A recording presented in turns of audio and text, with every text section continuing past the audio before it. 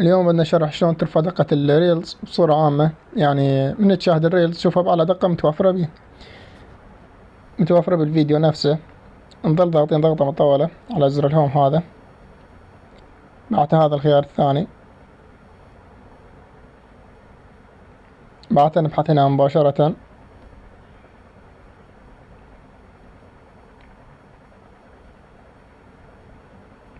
فيديو ديباج سيتينج. طلع لنا هذا الخيار، بس هذا الخيار شو نسوي؟ نظل ضاغطين ضغطة مطولة عليه، بعدها إضافة موافق. نضاف عندنا الخيار هنا بالخيارات المثبتة، نضغط عليه، نفعل هذا الخيار نفعله. بعدها نرست التطبيق من هذا الخيار